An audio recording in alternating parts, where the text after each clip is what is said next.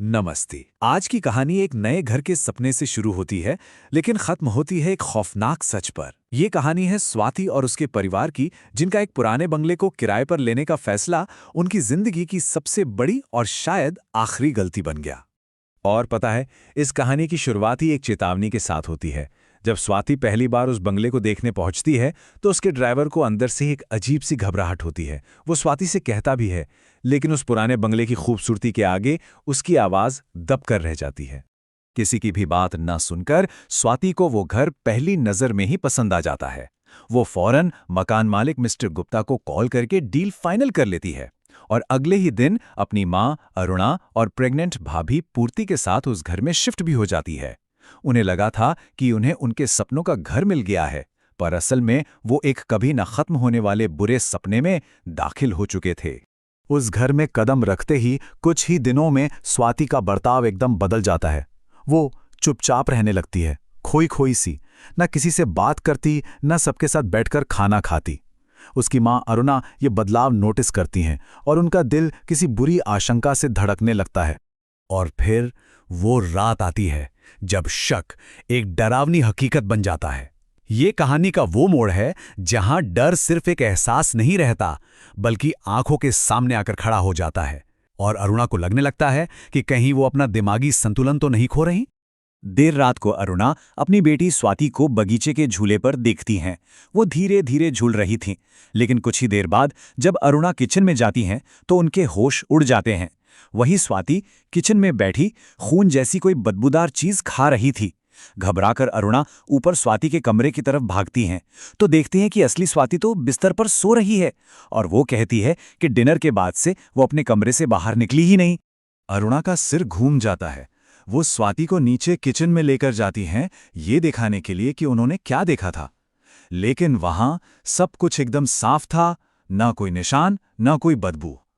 उस एक पल अरुणा को सच में लगने लगता है कि ये सब सिर्फ उनका वहम था। लेकिन ये अरुणा का वहम नहीं था।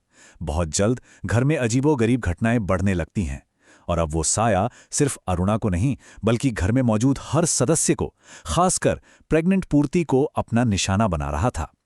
उन्हें यह एहसास हो चुका था कि वो उस घर में अकेले नहीं हैं। घर में डर का माहौल बन जाता है। एक के बाद एक अजीब चीजें होती हैं। पूर्ति को स्वाति का बनाया एक डरावना स्केच मिलता है। स्टोरूम के बाहर तेल गिरा मिलता है, जिससे पूर्ति का पैर फिसल जाता है। खाली कमरों से पायल और नाचने की आवाजें आती हैं। बगीचे का झूला बिना हवा के अपने आप हिलता है और पूरे घर में सड़े हुए मांस जैसी एक अजीब बदबू फैलने लगती है। जब डर हद से बढ़ जाता है तो परिवार फैसला करता है कि वो ये घर छोड़ देंगे। लेकिन तभी उन्हें एक और खौफनाक सच पता चलता है। वो उस घर में कैद हो चुके थे। लैंडलाइन फोन डेड था। मोबाइल फोन्स में कोई सिग्नल नहीं था। दुनिया से उनका संपर्क पूरी तरह टूट चुका था। यहीं पर एक फोन कॉल होती है, एक ऐसी कॉल जो सब कुछ बदल कर रख देती है। पूर्ति किसी तरह छत पर एक कोने में सिग्नल ढूंढती है और मकान मालिक मिस्टर गुप्ता को फोन लगाती है। और इसी कॉल पर उस बंगले का सबसे भयानक राज खुलने वाला था। मिस्टर गुप्ता जो बताते हैं, उसे सुनकर उनके पैरों के नीचे से जमीन खिसक जाती है। वो कहते हैं कि उनका बंगला, यानी बंगला नंबर 6, तो अभी भी खाली है और जिस खंडेर जैसे बंगले में वो लोग रह रहे हैं, वो बंगला नंबर 9 है। एक छोटी सी जानलेवा गलती, बंगले के गेट पर मिटा हुआ नंबर 9 उन्हें 6 लगा और बस इसी एक भूल की वजह से वो गलत घर में आ गए थे। एक ऐसी गलती जिसकी कीमत उन्हें अपनी जान से चुकानी पड़ सकती थी। मिस्टर गुप्ता आगे जो बताते हैं वो और भी डरावना था। वो कहते हैं कि बंगला नंबर 9 पिछले 20 सालों से बंद पड़ा है और आज तक कोई भी उस घर में एक दिन से ज्यादा नहीं टिक पाया है। वो उन्हें चिल्लाकर कहते हैं कि अभी इसी वक्त उस बंगले से बाहर निकल जाओ। ये सच जानने के बाद पूरा परिवार सदमे में आ जाता है। अब उन्हें समझ आता है कि जो स्वाति उनके साथ रह रही थी, वो स्वाति थी ही नहीं, वो एक आत्मा थी। और असली स्वाति वो कहाँ थी? अब ये सिर्फ घर से भागने की नहीं, बल्कि अपनी जान बचाने की लगाई थी। पायल की आवाज का पीछा करते हुए अरुणा और पूर्ति छत पर पहुंचती हैं और वहां जो वो देखती हैं वो उनकी आत्मा तक को कंपा देता है। छत पर असली स्वाति की लाश पड़ी थी, सड़ती हुई। घर में फैली वो बदबू कहां से आ रही थी, इसका राज अब खुल चुका था। जैसे ही वो चीखते हुए नीचे की तरफ भागते हैं, वो घर अपना असली खेल शुरू करता है। बंगले के दरवाजे, खिड़कियां सब गायब हो जाते हैं।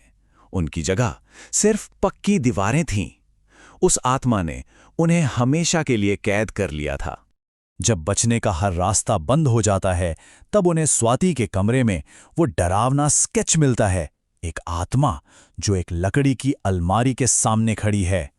उन्हें तुरंत याद आता है कि ऐसी ही एक अलमारी स्टोर रूम में है, और वो समझ जाते हैं कि उनकी आज़ादी का राज उसी अलमारी के अंदर बंद है, उस आत्मा का कंकाल जिसे नष्ट करना ही होगा।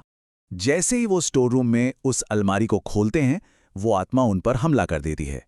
और ठीक उसी वक्त जब लगता है कि सब खत्म हो गया, एक चमत्कार होता है। मिस्टर गुप्ता की कॉल पर पूर्ति का पति वहां पहुंच जाता है और उनके बचने की एक आखिरी उम्मीद जाग उठती है। ये उनका आखिरी मौका था। पूर्ति का पति चिल्लाता है और वो सब मिलकर उस अलमारी को आग लगाने की कोशिश करते हैं जिसमें उस आत्मा का कंकाल था। अब ये जिंदगी और मौत का सवाल बन चुका था। जैसे ही आग की लपटें उस कंकाल को राख करती हैं, घर के अंदर मचा तूफान थम जाता है। दीवारें गायब हो जाती हैं और बाहर निकलने का रास्ता फिर से खुल जाता है। परिवार अपनी जान बचाकर बाहर भागता है, अपनी स्वाति को खोने के गम में, लेकिन जिंदा। वो लोग अपनी जान तो बचा पाए, लेकिन बंगला नंबर 9 का श्राप उनके परिवार के एक सदस्य को हमेशा के लिए निगल गया। वो उस घर से तो निकल गए, लेकिन क्या वो घर कभी उनके जहन से निकल पाएगा?